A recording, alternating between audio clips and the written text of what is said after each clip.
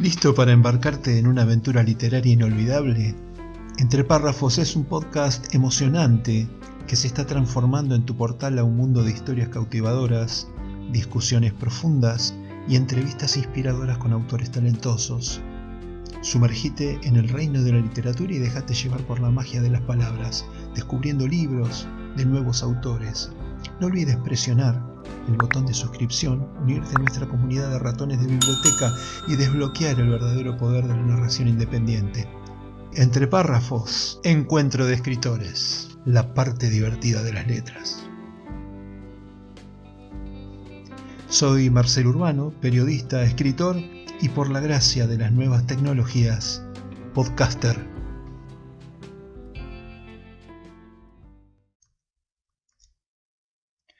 Hola, ¿qué tal? Bienvenidos a este nuevo episodio extra de Entre Párrafos, encuentro de escritores. Hoy, con textos de la novela Todo acto es perpetuo, de Gastón Guíguez, escritor argentino a quien entrevistamos en el programa anterior. Pero antes, unas sugerencias literarias.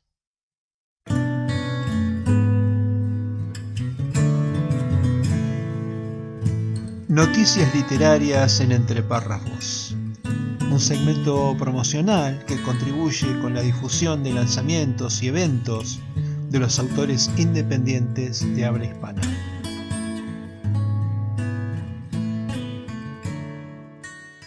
Nos informa Adrián Darío Arévalo que estará firmando ¿Dónde estás, Tomás?, un cuento fantástico, en la 31ª Feria del Libro Infantil y Juvenil, en el stand 71, el 30 de julio a las 17 horas, gran representación de la filial SADE Moreno. La filial SADE Moreno nos invita a conocer a los autores y autoras que estarán firmando sus libros entre el 10 y el 30 de julio. Se trata de Cristina Pereda, Adrián Arévalo, Raquel Reis, Angélica Maschio, Blanca Ferreira, Eva Braun, Nidia Tineo, Joan Nainad. Recuerden el stand 71 de la SADE Literatura Infantil y Juvenil. Café Literario Adela organiza para el jueves 3 de agosto un encuentro presencial y por Zoom con Mori Ponzowi, autora de La nueva vida de Baldi Bonetti. Se realizará en Tucumán 1585, primer piso B, en la ciudad de Buenos Aires. Requiere de una inscripción previa y tiene un pequeño costo simbólico, más bien una contribución. A fin de julio aparece La Antología Mundialista, una obra literaria multidisciplinaria con cuentos de suspenso, de terror y ciencia ficción, de 13 autores que han representado a la Argentina en las ferias virtuales del libro y el Mundial de Escritura de 2023, entre los que se encuentra Antonella Coraglio, 3 veces ganadora del concurso fundado por Santiago Liach. La nómina de escritores es Adrián Arévalo, Susana Buizón, Elizabeth Casa, Antonella Coraglio, Patricio Díaz, Patricia Pérez Novo, Mariano García Miqueo, Melissa Jimena Osuna, Agustina Riveros, Marina Peri, Jazmín Sevilla, Patricia Vitale y Magdalena Zubizarreta. Atentos lectores, aparece a fines de julio.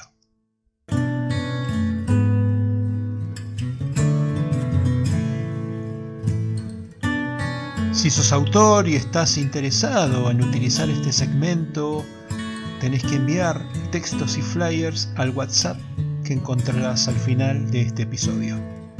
Espero tus materiales, estoy a tu disposición.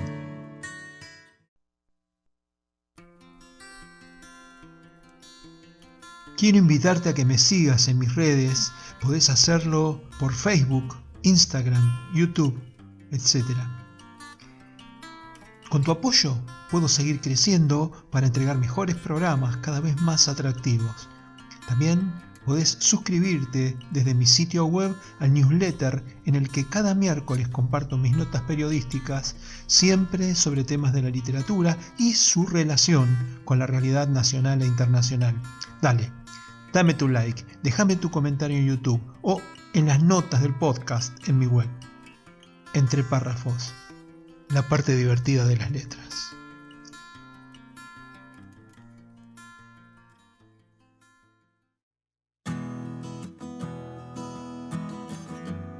No olvides presionar el botón de suscripción, unirte a nuestra comunidad de ratones de biblioteca y desbloquear el verdadero poder de la narración independiente. Entre párrafos, encuentro de escritores, la parte divertida de las letras. Ahora sí, comenzamos con la lectura. Capítulo 1, Dicotomía. El cielo era confuso, el suelo aterrador. Maniva Gatak, agazapada con el cuerpo sobre el lodo, se desplazaba de manera sigilosa, impulsada por sus piernas y codos, bajo un agotamiento extremo. En el ambiente reinaba una oscuridad casi absoluta, y solo la luz de la luna se reflejaba en el agua estancada del pantano. La vegetación había absorbido muchos de los cadáveres que flotaban en estado de putrefacción, apropiándoselos como parte de su estremecedor paisaje, y a su vez, en cada sector de esa especie de río verde, la vida y la muerte se desafiaban cohabitando un mismo espacio, como si la subsistencia y la extinción fueran ambas caras de una misma moneda. La atmósfera tronó varias veces hasta confesar una llovizna, y las tenebrosas nubes amorfas que se movían con lentitud sospechosa eran portadoras de un color gris ceniza que rozaba lo inquietante. La noche en su conjunto parecía enmascarar un terrible plan macabro en donde todo se reducía a un contexto escalofriante, un cielo perverso sobre un suelo caótico o viceversa. La frente de Maniva sudaba, las palpitaciones podían oírse a casi 1 metro de distancia y el zumbido de los insectos junto con el croar de las ranas se reproducía de manera ininterrumpida. Ella pudo percibir que sus 5 hermanos pequeños y su amigo Epimaque Aminesa permanecían detrás, también agazapados, deslizándose lentamente por el fango y aterrorizados. Los cadáveres estaban por todas partes y la hediondez inundaba cada rincón del pueblo de Lagdamesla con el fuerte olor metálico de la sangre. Maniva escuchó con claridad voces lejanas que parecían comunicarse entre sí mediante gritos inentendibles y que daban la impresión de ser órdenes. Una voz gruesa comandaba y varias débiles parecían solo obedecer y asentir. Allí su respiración aumentó hasta jadear y solo atinó a silenciar a los suyos mediante un leve aleteo de la mano entre la oscuridad, ordenando que se detuvieran inmediatamente en el lugar donde permanecían agazapados. Todos quedaron en absoluto mutismo mientras el cielo continuaba su rugido. Durante los próximos 3 segundos pudo escuchar sus órganos internos temblar y sintió un mareo fruto del extremo nerviosismo. La inmovilidad le tensaba sus músculos y su rostro estaba presionado contra el fango con los ojos fuertemente cerrados. Temía por un posible impacto de bala proveniente desde cualquier sitio. El ambiente estaba completamente revolucionado y la intensa violencia se sentía en el aire generando un estupor que se asemejaba a la desesperación. Con su frente sellada contra el lodo intentó regular la respiración, pero de pronto una mínima sensación de calor rozó su hombro. Luego, sus ojos cerrados percibieron un brillo y al abrirlos, se sintió consumida por la intensidad de la luz de una linterna de gran alcance que desde lejos comenzó a apuntar hacia la zona en donde permanecían ocultos.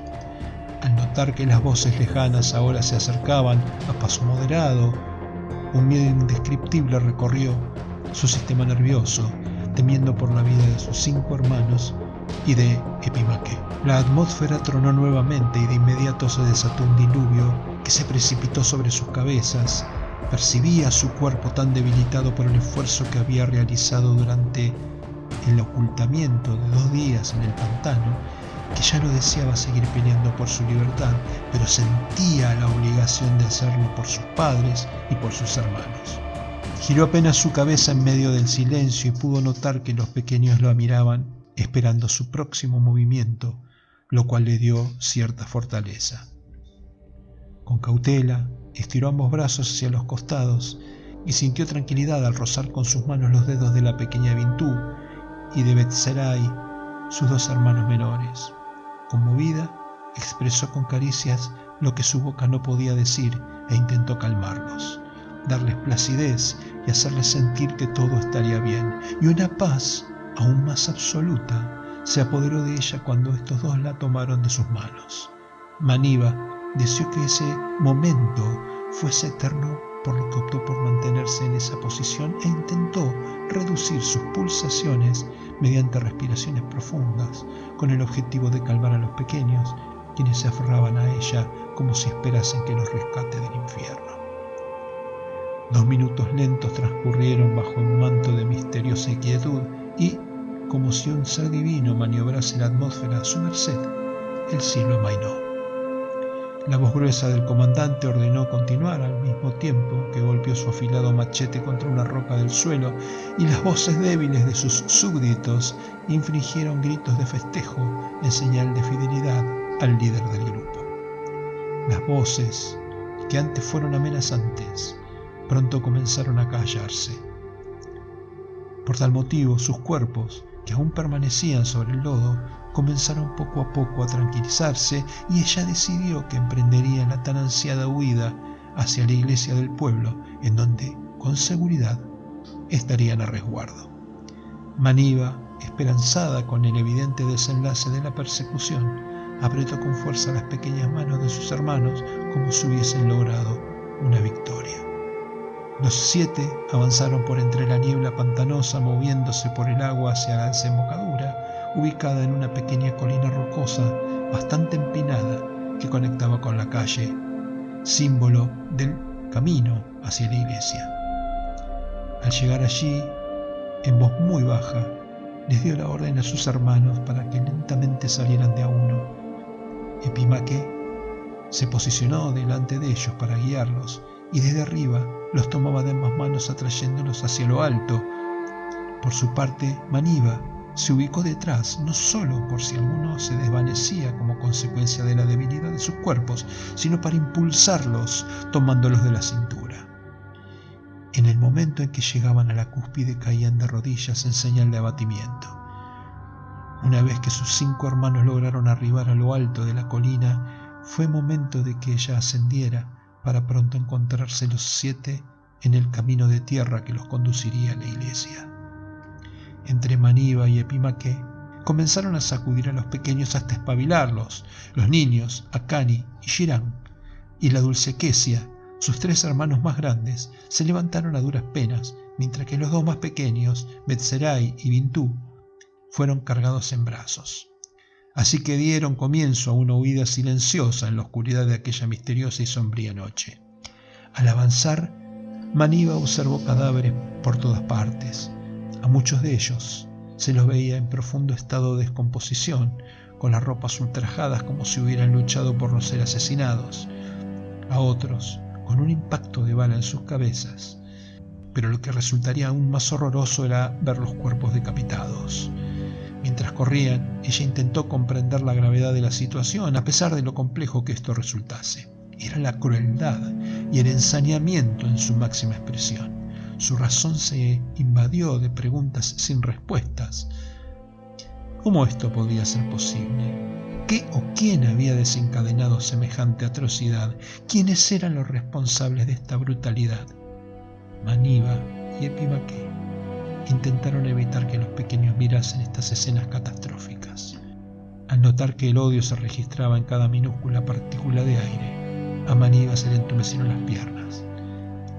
Todo indicaba que la sed por la matanza era extremadamente fuerte, la tensión del ambiente apretaba el cuello de la libertad sin piedad, la tierra ya no era fértil como antes y las paredes de concreto de las casas exhibían disparos de todo calibre.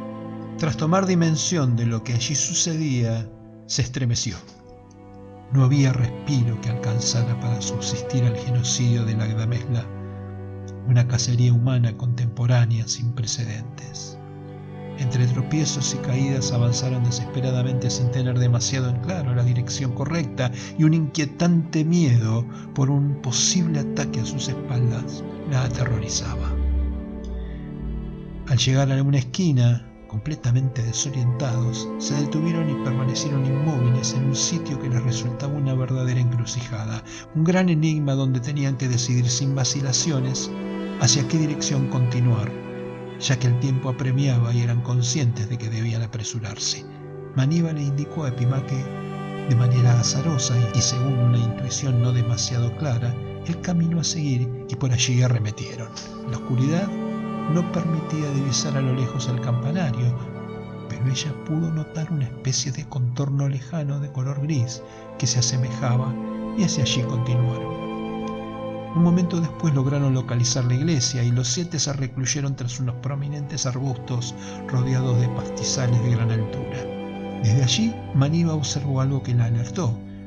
Un sujeto en cuya cabeza se amarraba una remera roja portaba un rifle de asalto en sus manos y un afilado machete en su cintura. Este caminaba por fuera de la puerta principal mientras encendía un cigarrillo con la tranquilidad de la noche. Permanecieron ocultos, a la espera de que aquel sujeto estuviera de espaldas para continuar con la fuga hacia otro sitio seguro. Esperaron 10 segundos, avanzaron, retrocedieron y tras otros 10 segundos, Manива agitó su mano derecha de manera cautelosa, indicando seguir con la marcha.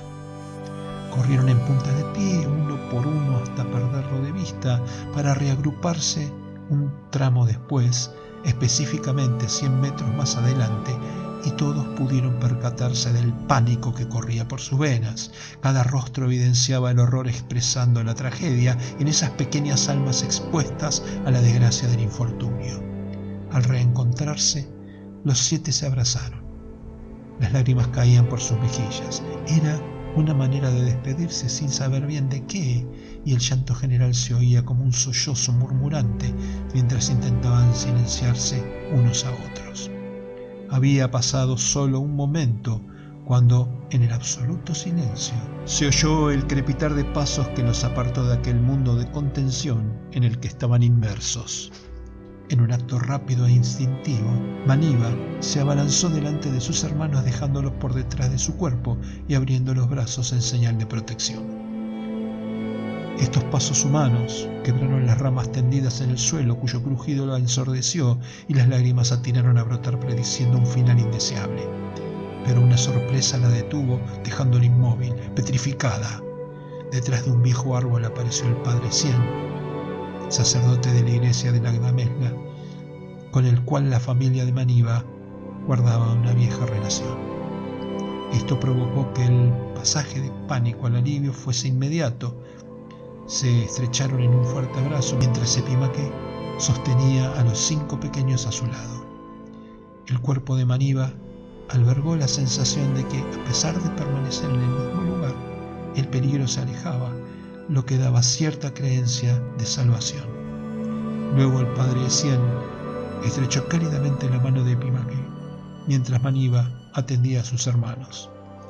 Apoyaba la palma de su fría mano en la frente a cada uno de ellos y les limpiaba un poco el rostro, verificaba que no se desvanezcan y les prometía esperanza a cambio de no rendirse. Tras conversar con él, Manива llamó a Epimaque para que escuchara lo que le había dicho. El eclesiástico, conociendo el trágico suceso que tenía capturado Lagdamesla, le ofreció una solución. Desde el comienzo de la masacre, él había transformado de forma encubierta a la iglesia en un refugio para los damnificados por el genocidio, donde mantenía a salvo a quienes habían sido despojados de sus pertenencias y de su hogar, y milagrosamente habían sobrevivido. En ella disponía de un gran depósito con comida enlatada y abundante agua como para subsistir hasta que la matanza terminara. Fue contundente con el relato. La parsimonia que contenía cada palabra enunciada por el padre era un sitio de tranquilidad en medio de tamaña matanza. Cada letra parecía poder escaparse de las fauces del terror aportando serenidad, y se mostraba cauteloso con el lenguaje. Esto se sumaba a la solemnidad de su rostro, los movimientos lentos, pausados y la fragilidad con la que utilizaba los términos. De manera impaciente, Manива le preguntó si sus padres estaban allí refugiados, ya que los había perdido de vista 48 horas antes al huir del hogar, pero la negativa fue inmediata. El padre Cien propuso que todos se dirigieran a la iglesia para permanecer a salvo. Pero Maniva sabía muy bien que todavía debía realizar la búsqueda más importante y por tal motivo consideró que era una buena opción delegarle el cuidado de sus hermanos mientras ella intentaría localizar el paradero de sus progenitores. A pesar de enfrentarse a la dicotomía entre permanecer todos juntos a salvo o dejar a sus hermanos al cuidado de Padre Cien en el refugio oculto en la iglesia, Maniva optó por la segunda opción casi sin vacilar, determinada por la creencia de que no existen más alternativas que concentrarse principalmente en la supervivencia de los menores. Epimaque estuvo de acuerdo y decidió acompañarla. Entre lágrimas se despidió del padre y le dijo que una vez terminado el calvario y con todos a salvo, volvería para agradecerle. Pero inmediatamente un rostro de confusión se apoderó de él, lo cual suscitó la atención de Maniva, quien la interrogó si le sucedía algo. El padre respondió que creía que ella y Epimaque también debían ir a refugiarse a la iglesia, alertando que, si seguían escondiéndose en las calles del pueblo, tarde o temprano los encontrarían y no les tendrían piedad. «Le cortarán la cabeza en menos de una hora», dijo el padre Cien, gesticulando horizontalmente con la mano derecha sobre la línea recta de su cuello. La frase resonó entre los pensamientos de Maniva. «Con todo respeto, y lo menos que pretendo es ofenderlo, pero le pido que se encargue particularmente del cuidado de mis pequeños hermanos. Nosotros, se lo aseguro, estaremos bien». «Debo encontrar a mis padres», le dijo ella con voz agitada. El padre se mantuvo en silencio durante 2 segundos con la mirada fija en los grandes y bellos ojos de Maniva. Ante la incomodidad ella prosiguió: «Espero no haber causado malestar en su persona, padre», le dijo disculpándose, incluso sintiéndose causante de su mutismo. «No me corresponde cuestionar su voluntad», respondió aquel con voz amable. Se santiguó una y otra vez para reunir a los pequeños y pedirles que los siguieran sigilosamente. Con el objetivo de agilizar el éxodo, intentó alzar a Bintú, de 6 años, quien era la más pequeña de todos los hermanos, pero la niña se negó efusivamente alegando que quería permanecer al lado de Kesia, su hermana de 10 años, con la cual conservaba un afectuoso apego. La sorpresa del padre Cien fue notoria. Al guardarle un profundo respeto, Maniva se sintió algo avergonzada por la actitud de su pequeña hermana y consideró necesario justificar su conducta, alegando que la niña era muy apegada a Kesia y que probablemente no quería separarse de ella. Sin mediar palabra, el padre se encaminó hacia la iglesia y los 5 pequeños partieron con él. Hasta aquí los textos de la novela Todo acto es perpetuo, de Gastón Guíguez, escritor argentino, a quien entrevistamos en el podcast anterior. Espero que hayan disfrutado como yo. No olvides suscribirte gratuitamente a mi canal de iVoox. Basta con solo apretar el botoncito de suscribirse en el player de este podcast. Vas a recibir información, novedades y sorteo de libros. A la derecha de la nota encontrarás también un pequeño formulario para suscribirte a mi newsletter semanal. Allí encontrarás notas periodísticas sobre literatura, arte y cultura en general. Allí te espero.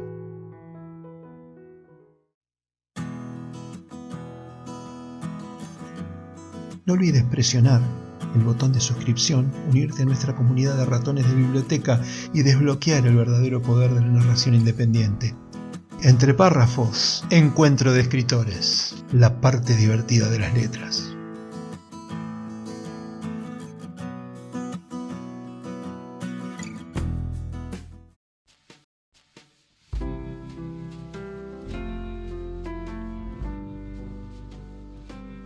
Hasta aquí, entre párrafos, encuentro de escritores. Un podcast emocionante sobre literatura independiente. Aquí estarás descubriendo libros donde las palabras cobran vida y las emociones desbordan. Unite a nuestra comunidad y descubrí la magia de la literatura en cada episodio. Suscríbete ahora y comienza tu viaje literario. Soy Marcelo Urbano, periodista, escritor y, por la gracia de las nuevas tecnologías, podcaster. Te espero en el próximo programa.